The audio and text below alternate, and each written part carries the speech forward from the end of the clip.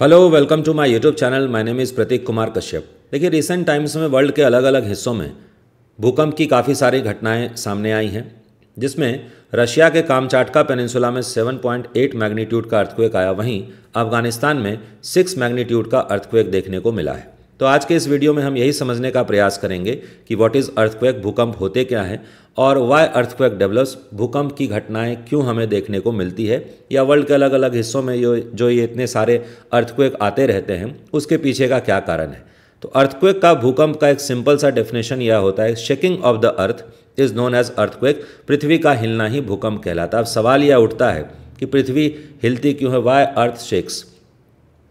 तो इसके कारण को समझने के लिए हमें सबसे पहले अर्थ के इंटीरियर को समझना पड़ेगा, पृथ्वी की आंतरिक संरचना को समझना पड़ेगा। देखिए, हमारा जो अर्थ है, हमारी जो पृथ्वी है, उसे 3 लेयर्स में डिवाइड किया गया है। सबसे जो ऊपरी लेयर होता है उसे क्रस्ट कहा जाता है। क्रस्ट की जो गहराई है वो पृथ्वी की सतह से लगभग 100 किलोमीटर की गहराई तक देखने को मिलती है। थिकनेस कम है इस लेयर का। 100 किलोमीटर से लेकर अराउंड 2900 किलोमीटर तक की जो लेयर होती है that is known as mantle, उसे मेंटल कहा जाता है। वहीं 2900 किलोमीटर से लेकर लगभग 6400 किलोमीटर की गहराई तक की जो लेयर होती है उसे कोर कहा जाता है। क्रस्ट का पूरा हिस्सा, मतलब अर्थ के सरफेस से लेकर लगभग 100 किलोमीटर की गहराई तक, और मेंटल के कुछ हिस्से को मिला करके लगभग मेंटल का भी 100 किलोमीटर का हिस्सा, मतलब अर्थ के सरफेस से 200 किलोमीटर की गहराई तक जब हम जाते हैं तो उस लेयर को हम क्या कह देते हैं, उस लेयर को लिथोस्फीयर कहा जाता है, स्थल मंडल कहा जाता है। ये जो लिथोस्फीयर है इसमें क्रस्ट का तो पूरा हिस्सा ही शामिल है और मेंटल का भी अपर पोर्शन शामिल है। देखिए, लिथोस्फीयर जो है वह एक कंटिन्यूस स्लैब नहीं है। ऐसा नहीं है कि रॉक का पूरा एक ही स्लैब है या छोटे छोटे और बड़े बड़े हिस्सों में टूटा हुआ है। उन छोटे छोटे और बड़े बड़े हिस्सों को प्लेट्स कहा जाता है। फॉर एग्जांपल, कुछ महाद्वीपीय प्लेट्स हो सकती हैं, कुछ कॉन्टिनेंटल प्लेट्स हो सकती हैं, जिसके एग्जांपल में इंडियन प्लेट है, यूरेशियन प्लेट है। फिर कुछ ओशियनिक प्लेट्स भी हो सकती हैं, जिसमें पैसिफिक ओशन का प्लेट है, इंडियन ओशन का प्लेट है। ये डायग्राम है जिसमें वर्ल्ड के अलग अलग प्लेट्स को दर्शाया गया है। जैसे फॉर एग्जाम्पल यहाँ पर ये इंडियन प्लेट है, इसके ऊपर देखेंगे तो ये यूरेशियन प्लेट है, यहाँ पर नाज़का प्लेट है, यहाँ पर अंटार्कटिका प्लेट है, इधर अफ्रीकन प्लेट है ना। इस तरीके से देख सकते हैं हम, यहाँ पर पैसिफिक प्लेट हमें देखने को मिल जाता है। तो ये जो प्लेट्स हैं, ये वर्ल्ड के जो लिथोस्फीयर के प्लेट्स हैं, ये वर्ल्ड के सारे हिस्सों में हमें देखने को मिल जाते हैं। और ये जो प्लेट्स हैं, लिथोस्फेरिक प्लेट्स, जिन्हें टेक्टोनिक प्लेट्स भी कहा जाता है, ये एक जगह पर स्थिर नहीं रहते, इनका कंटिन्यूस मूवमेंट होता रहता है। मूवमेंट के पीछे का जो मुख्य कारण है वह यह है कि लिथोस्फीयर के जस्ट नीचे एक लेयर देखने को मिलती है हमें, that is known as asthenosphere, जिसे दुर्बलता मंडल कहा जाता है। एस्थेनोस्फीयर जो है वो रॉक सिस्टम वहाँ पर मेल्ट होने लग जाते हैं। देखिए, लिथोस्फीयर का जो हिस्सा है वो कंप्लीटली रॉक है, पूरी तरीके से चट्टान है। लेकिन एस्थेनोस्फीयर की लेयर पूरी तरीके से सॉलिड स्टेट में देखने को नहीं मिलती। लिथोस्फीयर का पूरा हिस्सा पूरी तरीके से सॉलिड स्टेट में देखने को मिलेगा। एस्थेनोस्फीयर तक आते आते 200 किलोमीटर की गहराई तक आते आते टेम्परेचर इतना अचीव हो जाता है कि रॉक्स यहाँ पर मेल्ट होने लग जाते हैं। तो इसे कंप्लीट लिक्विड स्टेट में होना चाहिए, लेकिन यह कंप्लीट लिक्विड स्टेट में नहीं होता, यह सेमी लिक्विड या सेमी सॉलिड स्टेट में होता है। इसके पीछे का कारण यह है कि देखिए, एस्थेनोस्फीयर की गहराई तक, मतलब एस्थेनोस्फीयर की जो गहराई है वो 200 किलोमीटर से लेकर लगभग 700 किलोमीटर तक है। इस गहराई तक टेम्परेचर इतना अचीव हो जाता है कि रॉक्स यहाँ पर मेल्ट कर जाएं। लेकिन ऊपर से प्रेशर भी तो लग रहा है, और प्रेशर लगने की वजह से रॉक्स के जो मेल्टिंग पॉइंट होते हैं वो बढ़ जाते हैं। तो इस कारण से एस्थेनोस्फीयर में जो चट्टानें होती हैं वो पूरी तरीके से लिक्विड स्टेट में कन्वर्ट नहीं हो पाती और ना ही पूरी तरीके से सॉलिड ही रह जाती हैं, सेमी लिक्विड या सेमी सॉलिड स्टेट में रहती हैं, जिसे हम मोल्टन स्टेट भी कहते हैं। और एस्थेनोस्फीयर को ही मैग्मा चैम्बर कहा जाता है। दुनिया भर में जितनी भी वॉल्केनिक एक्टिविटीज़ होती हैं वहाँ जो लावा बाहर निकलता है उसका सोर्स यही एस्थेनोस्फीयर ही है। एस्थेनोस्फीयर में होता यह है कि एस्थेनोस्फीयर चूंकि सेमी सॉलिड या सेमी लिक्विड स्टेट में है, इस कारण से यहाँ पर कन्वेक्शनल करंट्स चलती हैं, संवहनीय धाराएं चलती हैं। आप देख सकते हैं कि किस प्रकार से ये कन्वेक्शनल करंट्स चल रही हैं। दूसरे डायग्राम में भी समझ सकते हैं कि कन्वेक्शनल सेल्स का, संवहनीय सेल्स का डेवलपमेंट यहाँ पर होता है, जिस कारण से हम समझें तो मैंने कहा था कि लिथोस्फेरिक प्लेट्स क्या है, कंटिन्यूस मूव करते रहते हैं। अब ये जो कंटिन्यूस मूवमेंट हो रहा है इतने बड़े प्लेट्स मूव कर रहे हैं तो ऑब्वियसली यहाँ पर शेकिंग ऑफ द अर्थ, पृथ्वी तो हिलेगी ही, और पृथ्वी का हिलना ही क्या कहलाता है? भूकंप कहलाता है, अर्थक्वेक कहलाता है। जिस पॉइंट पर, यहाँ समझिए, जिस पॉइंट से अर्थक्वेक की शुरुआत हुई, मैंने कहा कि लिथोस्फेरिक प्लेट्स मूव हो रहे हैं, प्लेट्स आपस में टकराएंगी। अच्छा, एक चीज़ और यहाँ पर समझ लीजिए कि जब ये लिथोस्फेरिक प्लेट्स मूव करते हैं, मूवमेंट होता है, मूवमेंट का कारण तो आप समझ गए कि स्टेनोस्फीयर में चलने वाली संवहनीय धाराएं ही मूवमेंट का कारण होती हैं। मूवमेंट अलग अलग टाइप से हो सकता है, या तो प्लेट्स एक दूसरे के नज़दीक आ सकती हैं जिसे हम कन्वर्जेंस कहते हैं, अभिसरण कहा जाता है हिंदी में, मतलब प्लेट्स एक दूसरे के नज़दीक आएंगी, दोनों प्लेट्स आपस में टकराएंगी, एक प्लेट का सबडक्शन होगा, एक प्लेट नीचे जाएगी, एक प्लेट ऊपर रहेगी, और इस केस में वॉल्केनिक इरप्शन भी हो सकता है, फोल्ड माउंटेन्स भी बन सकते हैं। दूसरा केस होता है डाइवर्जेंस का, यहाँ भी प्लेट्स मूव करती हैं लेकिन एक दूसरे से दूर मूव करती हैं, इसे अपसरण कहा जाता है हिंदी में। इस केस में फोल्ड माउंटेन्स तो नहीं बनते, वलय पर्वत का निर्माण नहीं होता, ब्लॉक माउंटेन्स बनते हैं, खंड पर्वत का निर्माण होता है। वॉल्केनिक इरप्शन यहाँ भी होता है। और ट्रांसफॉर्मेटिव बाउंड्री, इसमें प्लेट्स एक दूसरे के पैरेलल मूव करती हैं, यहाँ पर किसी भी चीज़ का फॉर्मेशन नहीं होता, ना तो वॉल्केनिक माउंटेन्स बनेंगे, ना ही वॉल्केनिक प्लेटूज बनेंगे, मतलब वॉल्केनिक इरप्शन भी नहीं होगा, और ब्लॉक माउंटेन्स और फोल्ड माउंटेन्स का भी निर्माण नहीं होगा। लेकिन आप इन तीनों केस में समझिए कि इतने बड़े प्लेट्स का मूवमेंट हो रहा है तो पृथ्वी में कंपन तो होगा ही, शेकिंग ऑफ द अर्थ होगा ही, और उसी शेकिंग ऑफ द अर्थ को ही हम क्या कहते हैं? भूकंप कहते हैं। मतलब एनर्जी का रिलीज होना, जिस पॉइंट से एनर्जी रिलीज होगी, अर्थक्वेक की शुरुआत वहीं से होगी, और जिस पॉइंट से एनर्जी रिलीज होती है उस पॉइंट को हम हाइपोसेंटर या फोकस के नाम से जानते हैं। चूंकि एनर्जी रिलीज हो रही है तो यहाँ से क्या होते हैं? वेव्स जनरेट होते हैं, जिन्हें हम सिस्मिक वेव्स या अर्थक्वेक वेव्स कहते हैं। वेव्स अलग अलग डायरेक्शन में ट्रैवल करती हैं। अब क्या है, एक चीज़ समझिए, यहाँ से एक चीज़ और समझ सकते हैं आप कि ये जो हम अर्थक्वेक की बात कर रहे हैं और अर्थक्वेक आने के पीछे का जो रीज़न हम समझ रहे हैं वह यह है लिथोस्फेरिक प्लेट्स का मूवमेंट।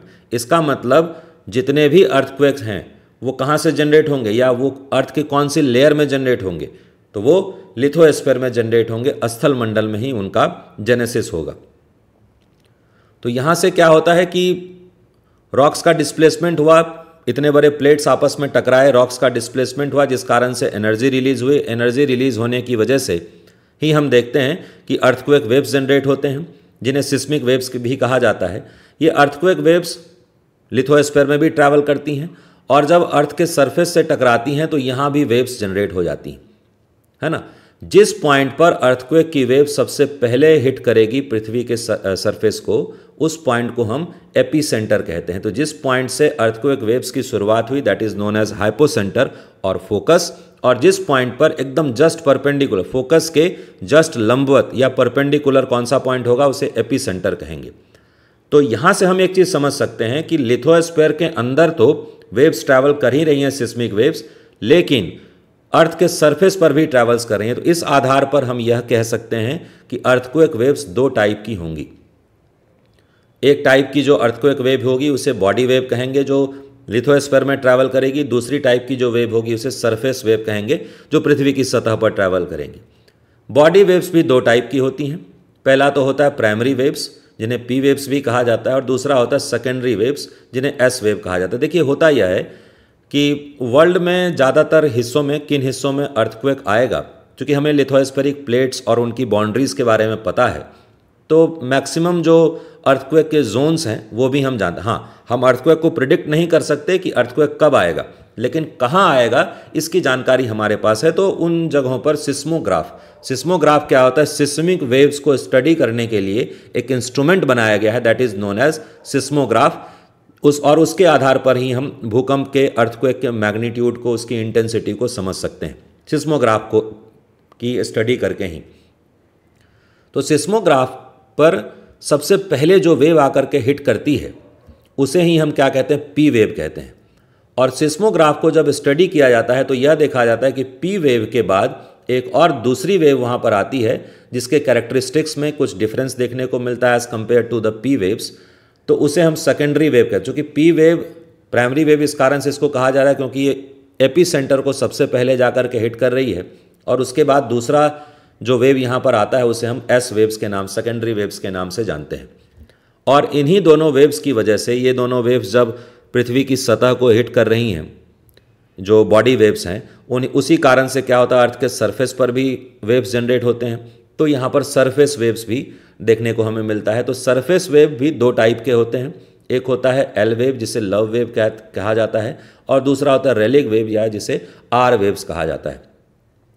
सभी भूकंपीय तरंगों में, सभी सिस्मिक वेव्स में सबसे ज़्यादा जो स्पीड होती है वो पी वेव की होती है, उसके बाद जो स्पीड होती है वो एस वेव की होती है, और उसके बाद जो स्पीड होती है सबसे कम वो एल वेव की होती है। एल वेव सबसे कम स्पीड से ट्रैवल करता है और यह सरफेस वेव भी है।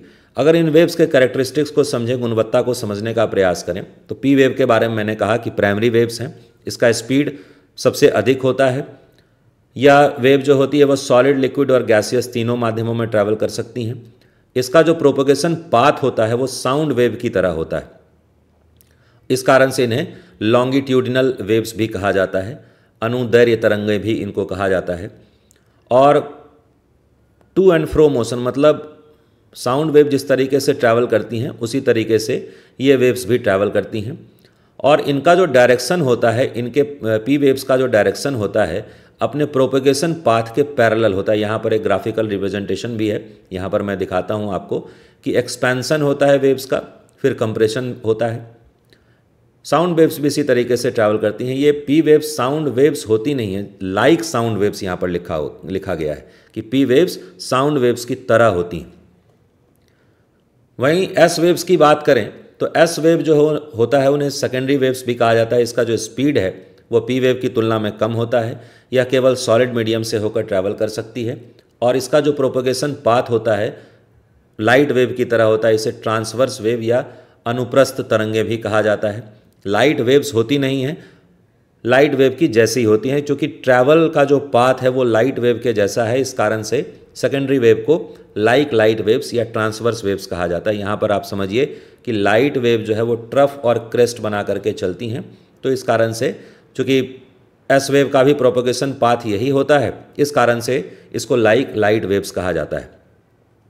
और इसका जो प्रोपेगेशन पाथ होगा, है ना, इसके डायरेक्शन के क्या होगा, परपेंडिकुलर होगा, इस बात पर भी ध्यान में रखिएगा।